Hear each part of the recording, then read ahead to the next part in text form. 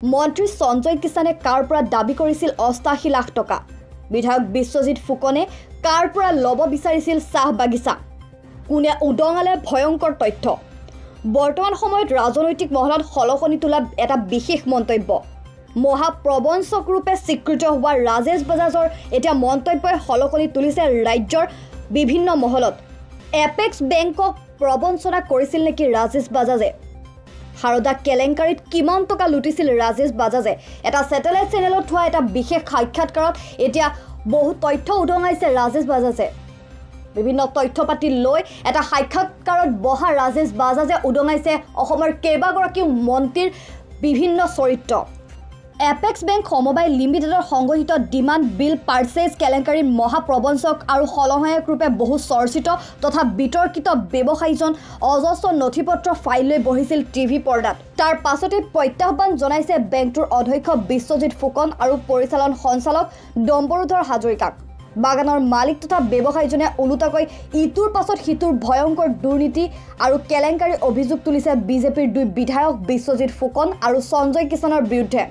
লক্ষণীয়ভাৱে এতিয়ালৈকে apex bank কৰ্তৃপক্ষই প্ৰবঞ্চক আৰু পলাতক বুলি দাবী কৰা ৰাজেশ বাজাজক গ্ৰেপ্তাৰ কৰিব পৰা নাই অসম আৰক্ষীয়ে। কেলেংকাৰীৰ অভিযুক্ত ৰাজেশ বাজাজৰ মতে বিজেপিৰ বিধায়ক বিশ্বজিৎ ফুকনে চলে বলে কৌশলে তেওঁৰ ৱখা চাহ বাগিচা ল'ব বিচাৰিছিল আৰু শ্ৰম মন্ত্ৰী হৈ থকা অৱস্থাত তিনিচুকীয়াৰ বিধায়ক সঞ্জয় কিষাণে লুটিছিল তেওঁৰ পৰা ৮৮ লাখ টকা।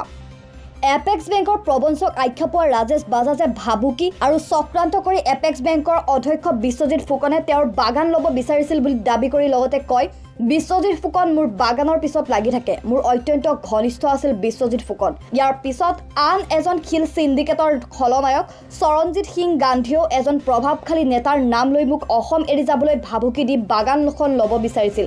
এইজন চৰণজিৎ গান্ধীয়ে যোৰাবাটৰ পৰা নগাঁৱৰ মিছালৈকে শিলৰ সিন্ডিকেট চলাই আছে।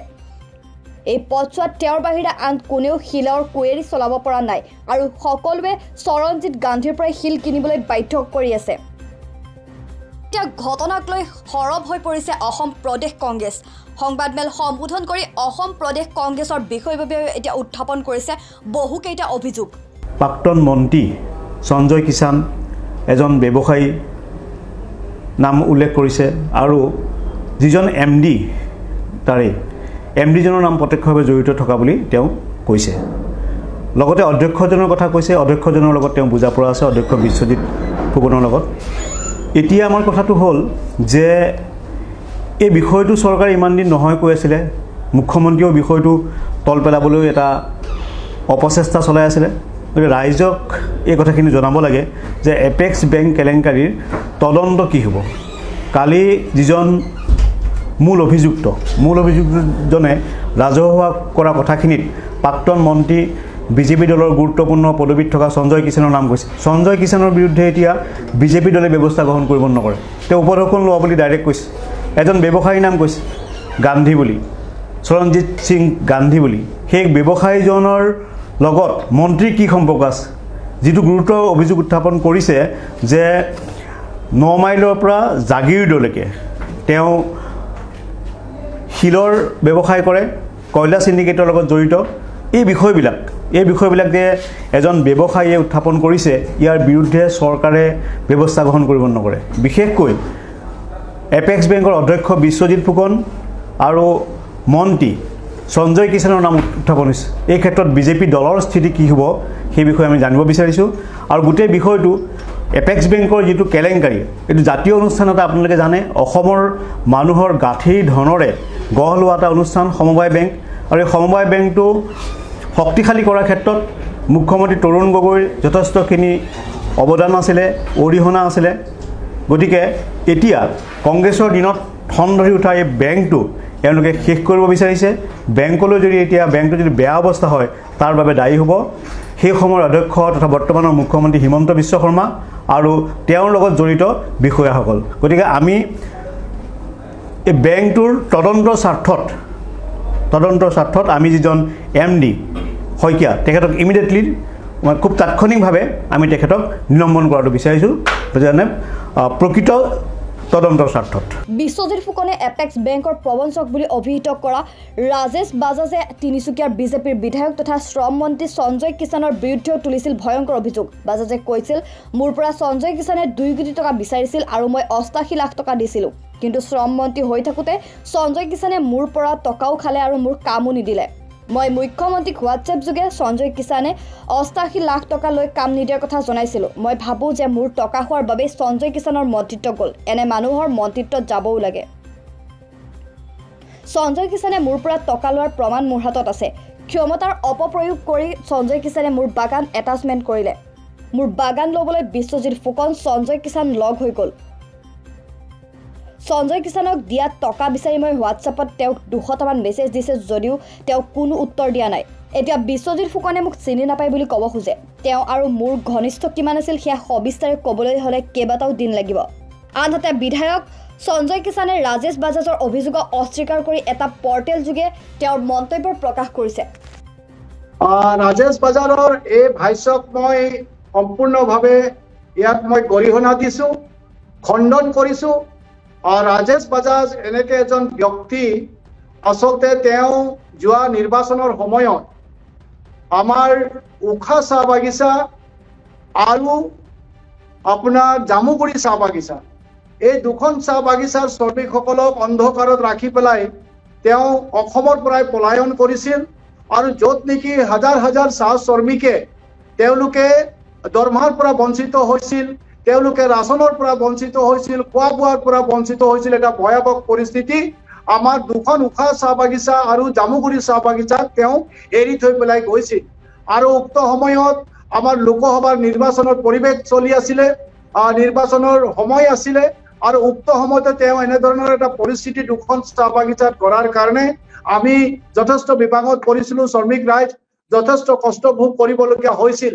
আৰু তেতিয়াই অসম চাহ মজদুৰ সংঘৰ তৰফৰ পৰা বাগিচাখনৰ বাবে এটা বিশেষ ব্যৱস্থা কৰিব লাগে বুলি পেলাই আমাৰ বাৰ বাৰ দাবী উত্থাপন হৈছিল। মাননীয় মুখ্যমন্ত্ৰী ডাঙৰীয়াও এই বাগিচাখনৰ বাবে কিবা এটা ব্যৱস্থা ল'ব লাগে বুলি পেলাই কৈছিল। মাননীয় অজন্তা বাইদেউ আমাৰ মন্ত্ৰী ডাঙৰীয়ানীও মোক নিজে ফোন যোগে কৰিছিলে, সঞ্জয় তুমি বাগানখনৰ কাৰণে কিবা এটা কৰা। কেশৱ মহন্ত ডাঙৰীয়া মোক ফোন কৰি পেলাই জনাইছিল যে সঞ্জয় উখা চাহ বাগিচা আৰু জামুগুৰি চাহ বাগিচাৰ কাৰণে তুমি কিবা এটা কৰা। সেই সময়ত প্ৰাৰ্থী সাংসদ কামাখ্যা প্ৰসাদ তাছা ডাঙৰীয়াও মোক ফোন কৰি পেলাই কৈছিলে যে চাহ বাগিচাখনৰ শ্ৰমিকসকলৰ কাৰণে কিবা এটা বিহিত ব্যৱস্থা ইমিডিয়েট কৰিব লাগে। আৰু তেতিয়া আমি বৰ্ডে বহি পেলাই আমি সিদ্ধান্ত গ্ৰহণ কৰিছিলোঁ, মাননীয় মুখ্যমন্ত্ৰী ডাঙৰীয়াক অৱগত কৰি পেলাই যে বাগানখন আমি এটেচ কৰিব লাগিব। আৰু আমাৰ সিদ্ধান্ত মতে বাগানখন আমি এটেচ কৰিবৰ কাৰণে বাধ্য হৈছিল। ৰাজেশ বাজাজৰ লগত আমি হাজাৰ বাৰ যোগাযোগ কৰিছিলোঁ, কিন্তু তেওঁ আমাৰ না ফোন ৰিচিভ কৰিছিলে না তাই আমাৰ লগত কিবা সহযোগিতা কৰিছিলে। শ্ৰমিকসকলৰ অৱস্থা দিনক দিনে অতি শোচনীয় হৈছিলে। তো গতিকে বাগানখন এটেচ কৰি পেলাই কাবাক সমজাই দিয়াৰ বাদে আমাৰ হাতত কোনো ৰাস্তা নাছিল। আৰু যাৰ কাৰণে আমি মুখ্যমন্ত্ৰী ডাঙৰীয়াৰ দিয়া পৰামৰ্শ লৈ পেলাই আমি বাগানখন এটেচ কৰিছিলোঁ। আৰু এটেচ কৰাৰ লগে লগে আমি খুব সোনকালে বাগানখনক এজন বাগিচা মালিকক আমি সমজাই দিছিলোঁ। আৰু এই ক্ষেত্ৰত অসম চাহ মজদুৰ সংঘও আমাক সম্পূৰ্ণভাৱে সহযোগিতা কৰিছিলে। আৰু যিজন ব্যক্তিক আমি চাহ বাগিচাখন সমজাই দিছোঁ, উক্ত ব্যক্তিজনে বাগানখনত প্ৰৱেশ কৰিয়েই শ্ৰমিকসকলৰ যিখিনি প্ৰাপ্য, তেওঁলোকৰ দৰমহা, তেওঁলোকৰ ৰাচন পাতি, তেওঁলোকৰ মেডিকেল সকলোবিলাক তেওঁ প্ৰদান কৰিছে। আৰু বৰ্তমানলৈকেও চাহ শ্ৰমিকসকলে খুব সুন্দৰভাৱে এইখন চাহ বাগিচাত তেওঁলোকে কাম কৰ্মৰত আছে। আৰু ACMSও যথেষ্ট সন্তুষ্ট। আপোনালোকে দুইখন চাহ বাগিচাত আপোনালোকে গৈ পেলাই খবৰ কৰিব পাৰে। আৰু এই ৰাজেশ বাজাজে যিজন ব্যক্তিয়ে চাহ বাগিচাৰ শ্ৰমিকসকলক তেওঁলোকে দৰমহা দিব নোৱাৰিলে, শ্ৰমিকসকলৰ ৰাচন দিব নোৱাৰিলে, আৰু তেনে ক্ষেত্ৰত তেওঁ কিবা কোটি কোটি টকা সঞ্জয় কিষাণক দিয়াৰ কথা কৈছে, ই এটা মনে সজা কথা। আৰু সকলোৱে জানে যে ৰাজেশ বাজাৰ কেনেধৰণৰ ব্যক্তি। মই আকৌ কৈছো যে ইয়াৰ আগতো ৰাজেশ বাজাজ ডাঙৰীয়া বহুত দিনলৈকে বাগিচাখন এৰি থৈ গৈছিল। তেতিয়া আৰু বেছি হাহাকাৰ অৱস্থা আছিল। এটা সময়ত বাগানখন বন্ধ প্ৰায় হৈ গৈছিল, গছ গছনি নষ্ট হৈ গৈছিল। তাৰ বহুত দিনৰ পাছত আকৌ তেওঁ বাগানখনলৈ আহিছিল, তেওঁক বাগানখন দিয়া হৈছিল। কিন্তু সেই তেওঁ নাটক কৰি পেলাই আকৌ পুনৰ পলাই গৈছিল, যাৰ কাৰণে আমি তেওঁৰ বাগানখন আমি ল'বৰ কাৰণে বাধ্য হৈছিলোঁ। শ্ৰমিকৰ স্বাৰ্থৰ খাতিৰত, শ্ৰমিকৰ অধিকাৰ প্ৰদান কৰাৰ স্বাৰ্থত। এটা সৰু ল'ৰাও এইটো বুজি পাব যে যিটো মানুহে PF টকাটো তেওঁ দিব পৰা নাই, PF টকাটোকে তেওঁ দিব পৰা নাই, যিটো টকা শ্ৰমিকৰ টকা, যিটো টকা শ্ৰমিকৰ অধিকাৰ, এই টকাখিনিকে দিব পৰা নাই। আৰু তেওঁ বাৰু মোক কিবা কোটি কোটি টকা দিব পাৰিব তেওঁ, আৰু মই কিয় বিচাৰিম তেওঁক কোটি টকা? তেওঁক মই কৈছিলো যে আপুনি PF টকাখিনি দি দিয়ক, শ্ৰমিকৰ দা দৰমহাখিনি দি দিয়ক, শ্ৰমিকৰ ৰাচন পাতিখিনি দি দিয়ক। কিন্তু তেওঁ সুবিধা দিয়াৰ পাছতো তেওঁ দিব নোৱাৰিলে, বৰঞ্চ তেওঁ চাহ বাগিচাখন এৰি পেলাই পলায়ন কৰিলে, আৰু এই নিৰ্বাচনৰ সময়ত এনেকে এটা পৰিস্থিতি কৰিলে। তো গতিকে ই এটা সম্পূৰ্ণভাৱে মনে সজা কথা। এই কথাটো 100% মই খণ্ডন কৰিছো। এই মানে ৰাজেশ বাজাৰ দৰে এজন ব্যক্তি এইটো সম্পূৰ্ণভাৱে ভুৱা কথাৰে আজি নিউজৰ ওচৰত আহি পেলাই এইখিনি কথা কৈছে, আৰু সকলোৱে জানে যে ৰাজেশ বাজাৰ কেনে এজন ব্যক্তি। নিশ্চিতভাৱে মই আইনী ব্যৱস্থা ল'ম। মই যোৱাকালি মই এই কথাটো গম পাইছো, আৰু সন্মানীয় যিটো নিউজে প্ৰকাশ কৰিছে তেওঁক ষ্টুডিঅ'ত মাতি পেলাই মই কৈছো যে সঞ্জয় কিষাণক ষ্টুডিঅ'ত মাতক, আৰু সঞ্জয় কিষাণে এই কথাখিনি ক'ব। আৰু মই প্ৰত্যাহ্বান জনাইছো যে ৰাজেশ বাজাজৰ ওচৰত তেনেকে যদি মই কিবা ফোন কৰি পেলাই দাবী কৰা বা কিবা ৰেকৰ্ডিং কৰা তেওঁৰ ওচৰত যদি আছে, তেতিয়াহ'লে তেওঁ প্ৰকাশ কৰক। আৰু যদি কৰিব নোৱাৰে তেতিয়াহ'লে আইনগত ব্যৱস্থা ৰাজেশ বাজাজৰ ওপৰত মই ল'ম। এইটো মই আজি আপোনালোকৰ চেনেলৰ জৰিয়তে এইটো মই প্ৰকাশ কৰিছো, ৰাজ্যক মই অৱগত কৰিছো।